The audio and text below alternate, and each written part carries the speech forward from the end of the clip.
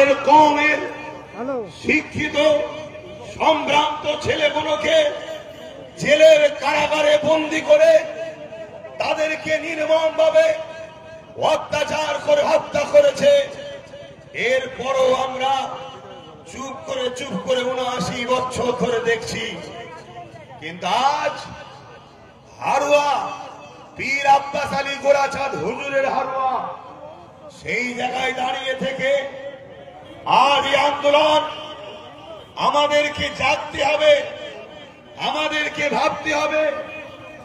আজকে কখনো কখনো আমার শরীয়তের উপরে আঘাত দেওয়া হয়েছে, কখনো আমার বোরখা ধরে টানা হয়েছে, আমার বোনেরা হেজাব পরার জন্য কিছু মানবরূপী পশু তাদের উপরে ঝাঁপিয়ে পড়েছে, হেউ হেউ করে চিৎকার দিয়েছে।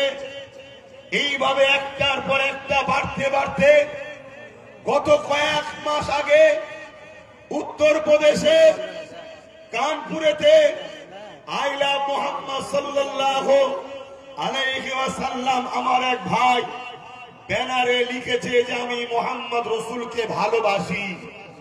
এই কথাটা বলার দরুন তার উপরে কেস হয়েছে।